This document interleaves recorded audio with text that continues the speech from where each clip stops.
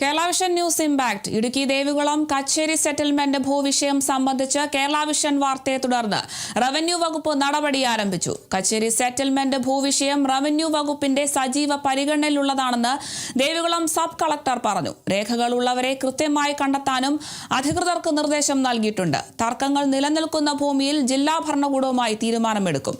ഭൂമി കയ്യേറിയവർക്കെതിരെ കർശന നടപടി ഉണ്ടാകുമെന്നും Devikulam sub collector Arya VM Kerala vision ന്യൂസിനോട് പറഞ്ഞു.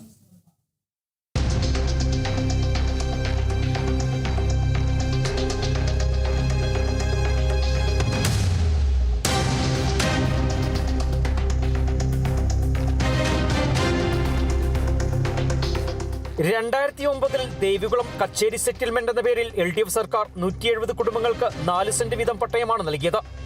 ദേവികുളം റവന്യൂ ഓഫീസിന് പിന്നിലുള്ള 8.6 ഏക്കർ ഭൂമി. നൽകിയ ഭൂമിയാകട്ടെ കൂടുതൽ സ്ഥലം ചതുപ്പ് നിലം.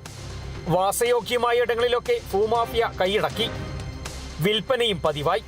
പട്ടയം ലഭിച്ചിട്ടും വർഷങ്ങൾ പിന്നിട്ടിട്ടും ഭൂമിയില്ലാത്തവരുടെ അവസ്ഥ കേരള വിഷൻ ന്യൂസ് കഴിഞ്ഞ ദിവസം വാർത്ത പുറത്തുവിട്ടിരുന്നു.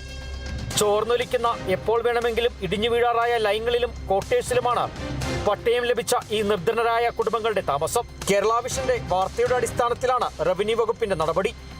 രേഖകളുള്ളവരെ കൃത്യമായി കണ്ടെത്തുമെന്നും ഭൂമി കയ്യേറിയവർക്കെതിരെ കർശന നടപടി സ്വീകരിക്കുമെന്നും Devikulam sub collector Arya VM Kerala vision ന്യൂസിനോട് പറഞ്ഞു.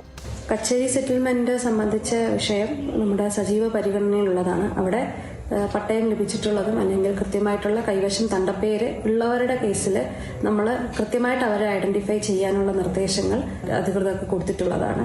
അതേസമയം തർക്കം നിലനിൽക്കുന്ന സ്ഥലങ്ങളിൽ, അതായത് കൈവശവും പട്ടയവും നിലനിൽക്കുന്ന കേസുകളിൽ എന്ത് ചെയ്യണമെന്നുള്ളത് ജില്ലാ കളക്ടറുടെയും അതോടൊപ്പം തന്നെ റവന്യൂ ഹയർ അതോറിറ്റീസിന്റെയും ഡിസിഷന് വിട്ടുകൊണ്ട് നമ്മളൊരു മീറ്റിംഗ് കൂടി അതിന്റെ ഒരു ഡിസിഷൻ അങ്ങോട്ടേക്ക് അയച്ചിട്ടുണ്ട്. ഈ ഫലഭൂമിയും കയ്യേറി വിൽപ്പന നടന്നതായിട്ടുള്ള ഒരു സൂചന ലഭിക്കുന്നതാണ്. അപ്പോൾ അവർക്ക് നടപടി ഉണ്ടാവും? ഉറപ്പായിട്ടും. കാരണം അത് പട്ടയം ഓൾറെഡി ഉള്ള ഭൂമിയായിരിക്കണം, അല്ലെങ്കിൽ അത് സർക്കാർ ഭൂമിയായിട്ടുള്ളതാണ്. അത് കണ്ടെത്തുന്ന പക്ഷം ഉറപ്പായിട്ടും ആക്ഷൻ എടുക്കുന്നതാണ്. Kerala vision news, Idukki.